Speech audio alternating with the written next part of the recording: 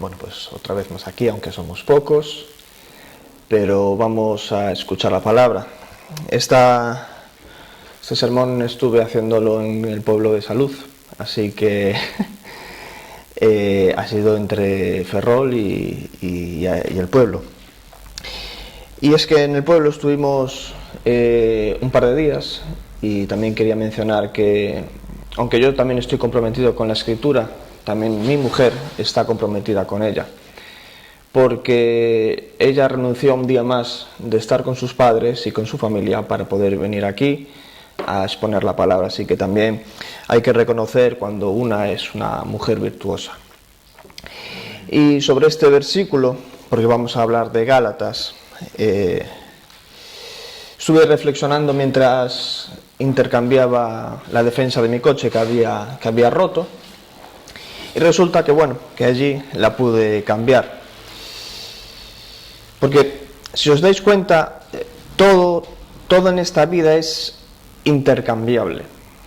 Yo pude cambiar la defensa del coche, podemos cambiar de móvil, cambiamos absolutamente de todo. Pero hay cosas que no se pueden intercambiar. Los cimientos de una casa, por ejemplo, no se pueden intercambiar. Por mucho que a alguien le guste decorar, nunca va a decir, voy a cambiar los cimientos de la casa porque esos no me gustan. Imaginaros, por ejemplo, el Burj Khalifa, el edificio más alto del mundo.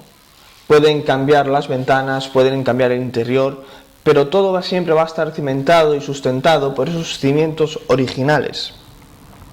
Bueno, pues de la misma manera Dios, hace miles de años, estableció unos cimientos fundamentales, inquebrantables, que no se podían cambiar. Se llama el pacto abrámico. Porque nuestro Dios no es un Dios que da marcha atrás hacia las cosas. Él nunca se olvida de sus compromisos ni altera lo que tiene hecho. Porque es un Dios fiel, es un Dios inquebrantable. Y sobre esta base vamos a leer entonces en el capítulo 3 de Gálatas, versículos 15 al 18, llamado el sermón Un plan de redención, desde Abraham hasta Cristo.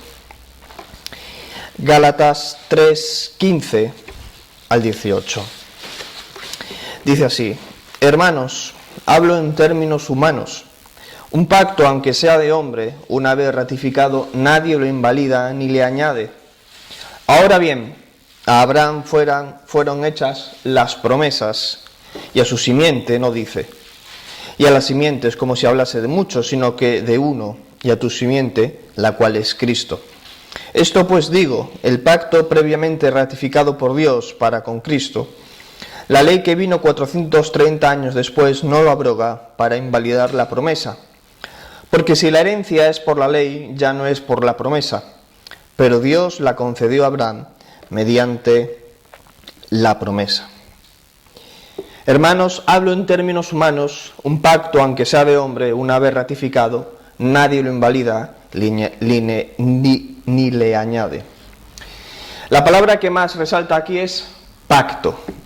¿Y qué significa la palabra pacto?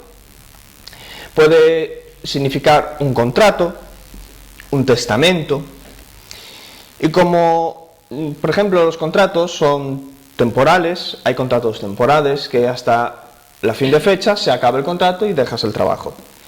Pero también hay otros fijos. Por ejemplo, los contratos de los funcionarios. Aquellos contratos de los funcionarios son fijos y es irrevocable que echen a un funcionario. Es muy difícil.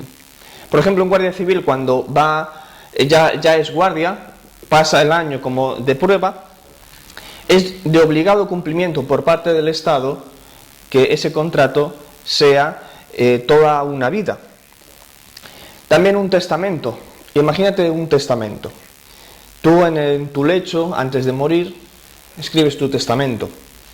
Lo escribes ante notario y es válido, es ratificado, como dice esta palabra.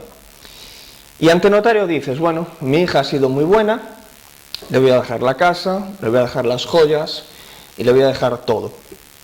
Y mi hijo, como no ha sido tan bueno, pues le voy a dejar, que digamos, un flexo.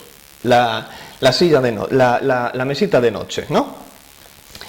Ahora bien, después de haber hecho ese testamento, de haberlo ratificado con un notario, ¿se puede cambiar ese testamento? ¿Pueden los hijos, el hijo malo, decir, ese testamento lo quiero poner una cláusula y ese ya no vale, ahora vale mi cláusula? No, no se puede. Pero bueno, no se puede. Si un testamento hecho por hombres no se puede cambiar ni se puede añadir, ¿cuánto menos se va a poder invalidar el pacto abrámico? El pacto que hizo Dios con Abraham. Si nos vamos a Hebreos, dice, porque cuando Dios hizo la promesa a Abraham, no pudiendo jurar por otro mayor, juró por sí mismo, diciendo, de cierto te bendeciré con abundancia, y te multiplicaré grandemente. Y habiendo esperado con paciencia, alcanzó la promesa, porque los hombres ciertamente juran por uno mayor que ellos, y para ellos el fin de toda controversia es el juramento para confirmación. Por lo cual, queriendo Dios mostrar abundantemente a los herederos de la promesa la inmutabilidad de su consejo, interpuso juramento, para que dos cosas inmutables en las cuales es imposible que Dios mienta, tengamos un fortísimo consuelo, los que hemos acudido para asirnos de la esperanza puesta delante de nosotros, la cual tenemos como segura y firme ancla del alma y que penetra hasta el dentro del velo, donde Jesús entró por nosotros como precursor, hecho sumo sacerdote para siempre, según el orden de Melquisedec. Esta promesa que habla Hebreos fue hecha a Abraham y a su simiente, fue hecha a Cristo. Vamos a ver, por tanto, entonces la fidelidad de la promesa centrada en Cristo. En el versículo 16 dice, ahora bien, a Abraham fueran hechas las promesas y a su simiente, no dice. Y a la simiente es como si hablase de muchos, sino como de uno, y a tu simiente, la cual es Cristo. Este versículo quiere hacer una referencia a Génesis 12:7, donde ahí está hablando del pacto abrámico. Si vamos a Génesis 12:7, aquí usé la versión textual, dice, y fue visto Adonai por Abraham, y le dijo, a tu simiente daré esta tierra. Y edificó allí un altar a Adonai que le había aparecido. Ahora bien, ¿cómo fue el pacto abrámico? ¿Cómo era ese pacto? En el pacto abrámico, Dios le da a Abraham promesas. ¿Promesas de qué? De que tuviera una gran descendencia, de que tuviera bendición personal, de que su nombre iba a ser grande y que personalmente él sería de bendición. También en ese pacto se dio la promesa de que serían una gran nación y esa nación iba a heredar una tierra y que por medio de Abraham iba a haber una bendición para todo el mundo. Porque por medio de Abraham y a través de esa nación iba a venir el canal a través de la revelación impuesta por Dios a esa nación, donde los profetas iban a señalar a un Mesías, iban a señalar a un Redentor, el cual era la simiente de Abraham, el cual era Cristo. Y los judaizantes aquí en Galacia señalaban diciendo, vale, ahora nos han dado la promesa, pero debemos también tener el pacto mosaico, aquel que nos ha dado 430 años después. Y ahora, por tanto, aunque se nos dio primeramente el pacto abrámico por fe, debemos de sumar el pacto mosaico. Fe más obras es igual a salvación. Por tanto, ahora los gálatas tienen que ser salvos por la fe más las obras. Pero, ¿sabéis qué? Que todos los pactos son incondicionales, a excepto de uno, el mosaico. Porque dice que estableceré mi pacto entre mí y ti, y tu descendencia después de ti en sus generaciones por pacto perpetuo, para ser tu Dios, y el de tu descendencia después de ti.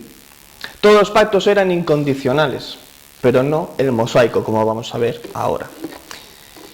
Y el pacto abrámico, ¿cómo se guía? ¿Cómo se explica? El pacto abrámico era un ritual divinamente ordenado, fue impuesto por Dios. Simbolizaba el derramamiento de sangre y el paso, el sacrificio. Dios le pide a Abraham que prepare un par de animales. Pide un becerro, un cabrito, un carnero, una tórtola y un palomino. Y dice que Abraham que parta a los animales, que les haga sacrificio, que los parta a la mitad y los ponga en 2 hileras y que haga un sacrificio. Y es que era costumbre en esa época hacer pactos así, porque pasaban los dos hombres entre ese sacrificio, simbolizando que aquel que rompiese el pacto iba a quedar como aquellos animales hechos pedazos.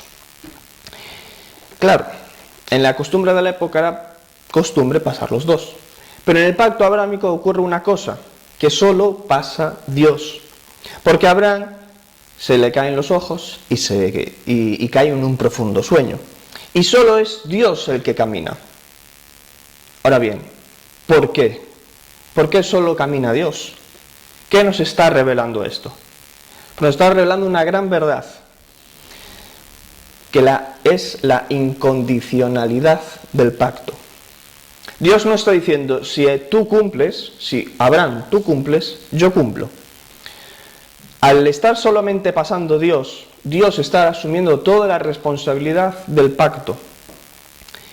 Toda la promesa depende entonces no de la obediencia también de Abraham, sino simplemente de la soberanía de Dios. El pacto depende del carácter de Dios. El pacto depende de la obra, no de Abraham, sino de Cristo. Y también el pacto abrámico es una sombra de la cruz. ¿Por qué? Porque es Dios el que entra en el pacto. Dios está caminando solo. Y es que ¿acaso no fue Cristo solo a la cruz? Sí, fue ayudado por José de Arimatea, pero el significado es que Él simplemente fue el Redentor. Él fue el que fue sacrificado. Él sella el pacto. Él sella el pacto con la sangre de Jesús. Por tanto, vemos que toda la Biblia nos habla de la gracia, que la gracia es el vehículo de salvación. Porque si hubiera entrado Abraham, hubiera sido por obras. Para entrar solo Dios es Cristo muriendo en la cruz. Por tanto, es la gracia el vehículo de toda la Biblia. Es el pacto ratificado exclusivamente por Dios, señalando que solo es Cristo el único Redentor. Y Dios es fiel, hermanos. ¿Qué podemos aprender de esto? Que Dios es fiel. Dios es inmutable, Dios no cambia. Y podemos decir que, como dice el salmista, aborrezco a los que esperan en vanidades ilusorias, mas yo en Jehová he esperado. Todo el mundo puede estar esperando en las vanidades del mundo. Todas estas vanidades, todas estas cosas del mundo son ilusorias, porque aquel que confía en el mundo está pereciendo. Y en las dificultades también podemos estar confiados en Él porque Él es fiel. Como dice el Salmo 57, clamaré al Dios Altísimo, al Dios que me favorece. Él enviará de los cielos y me salvará, de la infamia del que me acosa. Dios enviará su misericordia y su verdad.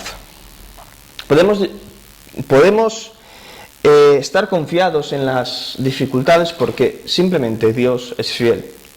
Lo ha sido en el pacto y lo ha sido hasta el final de la redención, hasta la cruz. Y por tanto, ¿cómo no va a ser fiel con nosotros en una obra más pequeña? Y es que, como dice Timoteo, si fuéramos infieles, Él permanece fiel.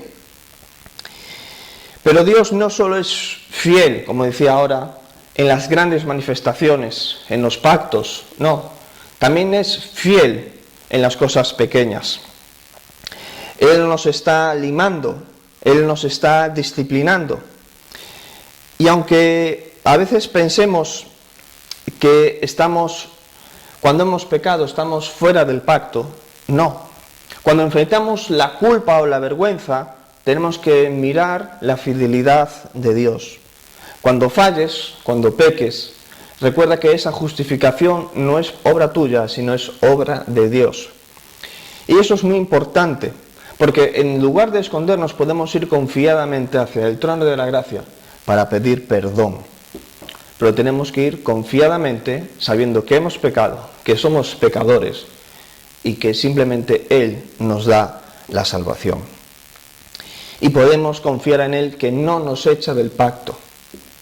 Porque todas estas pruebas, todas estas dificultades que a veces nos abruman y pensamos que son muy grandes y no estamos viendo a Dios, cuidado. Dios no te está abandonando. Dios ha hecho un pacto fiel y por tanto también está contigo. Porque el que comenzó en vosotros la buena obra, la perfeccionará hasta el fin de los días. Dios es fiel y usa todas las situaciones de esta vida cotidiana para animarte, para santificarte, para llevarte al trono de la gracia, para llevarte al reino de Dios como un varón perfecto a la medida de Dios. Porque la fidelidad de Dios se ve también a través del paso del tiempo. Porque da igual que hayas creído en Cristo hace 10 minutos que hace 40 años. La fidelidad de Dios es a través del tiempo. Porque también la promesa permanece. Como dice Gálatas 3:17, es pues, digo, el pacto previamente ratificado por Dios para con Cristo. La ley que vino 430 años después no la abroga para invalidar la promesa.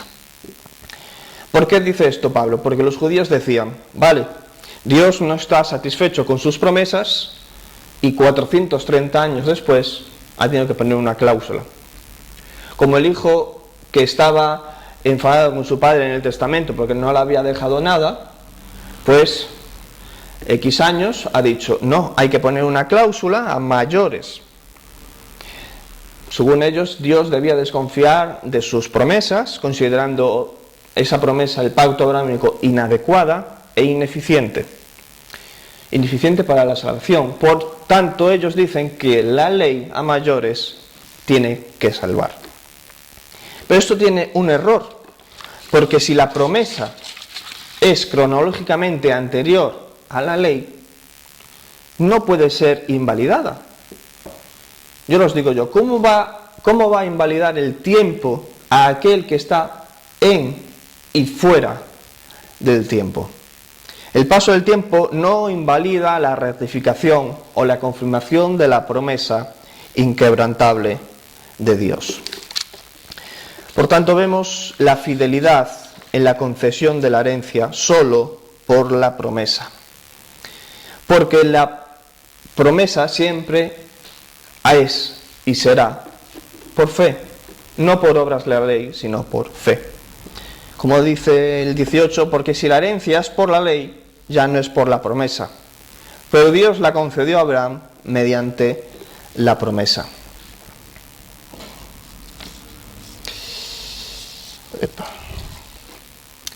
Y es que la herencia en Cristo de todos los creyentes no depende de la ley, no depende de las obras. Porque el pacto abrámico era la promesa.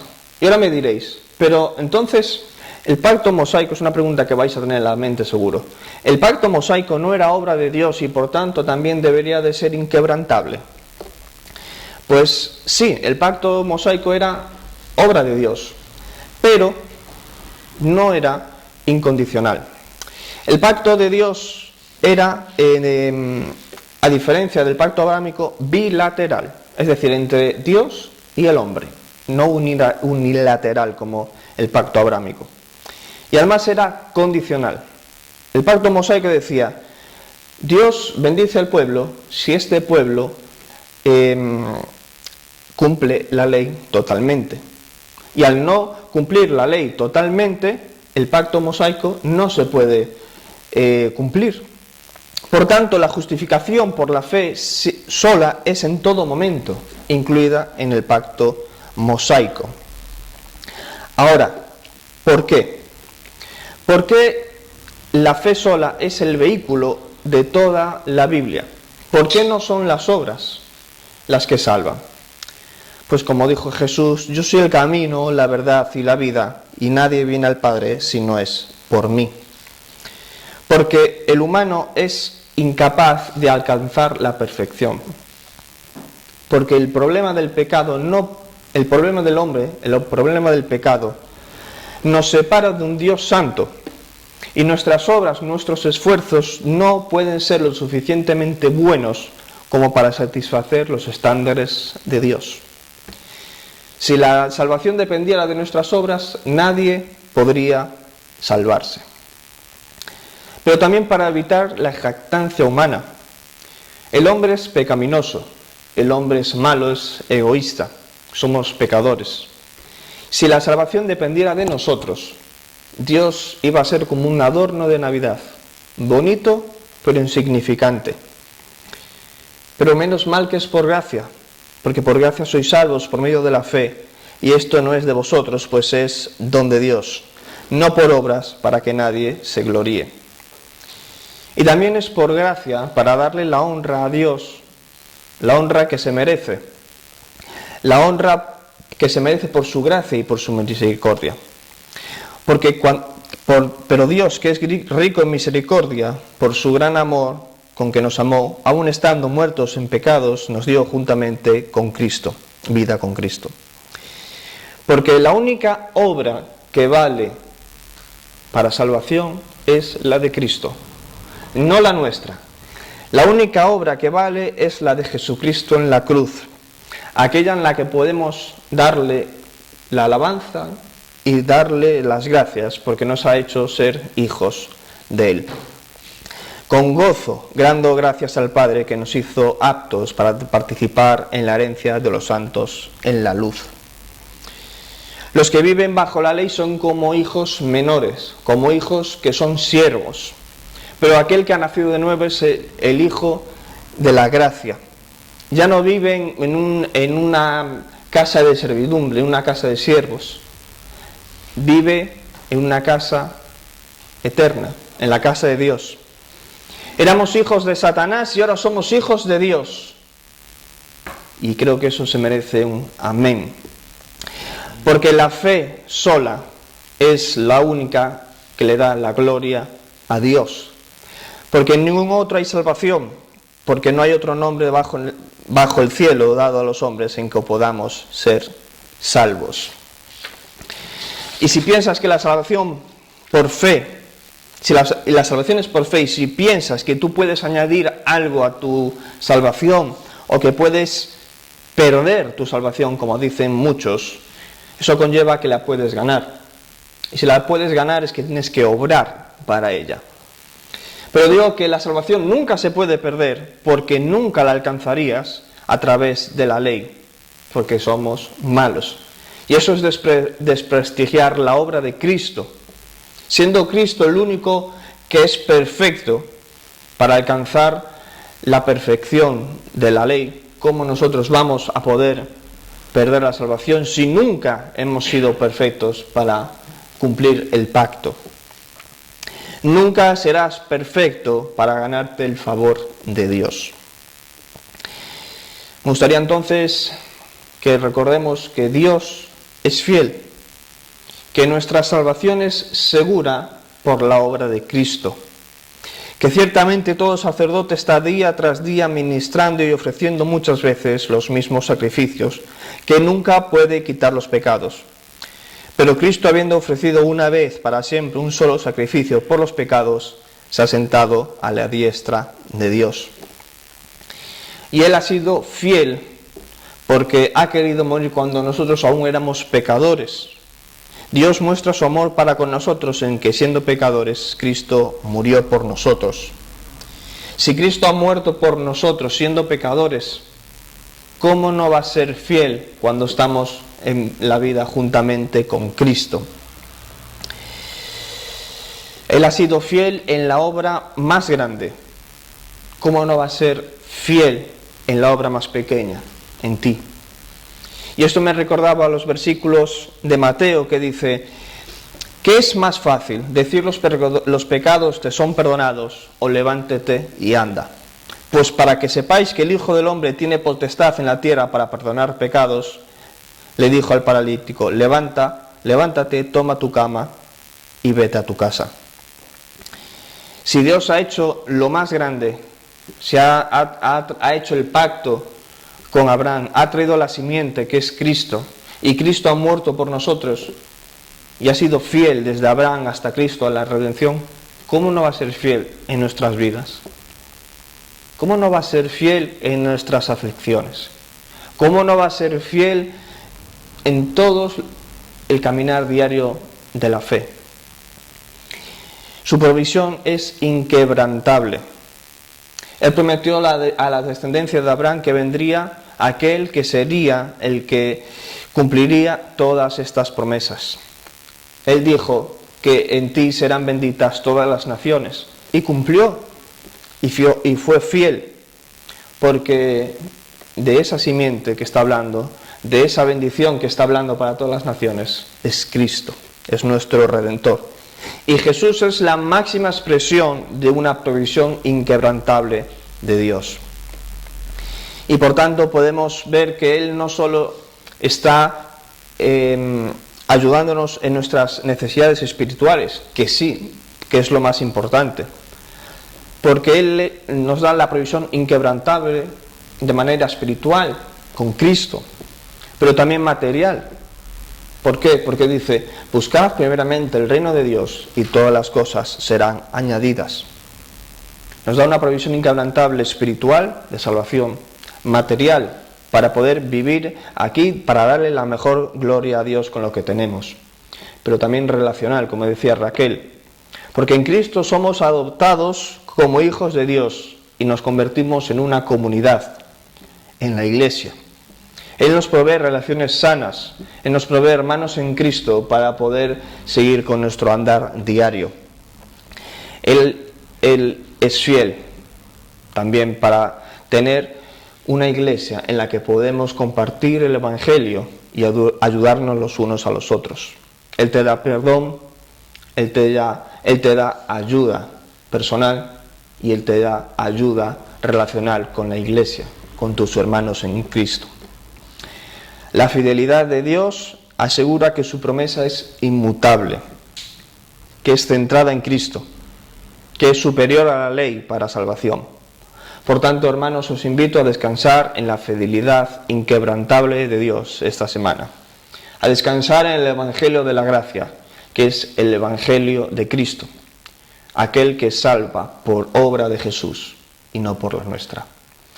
Por tanto, queremos esta semana meditar sobre estas palabras, sobre el pacto abrámico, que la gracia es desde Génesis hasta Apocalipsis, y todavía hoy Cristo salva por gracia.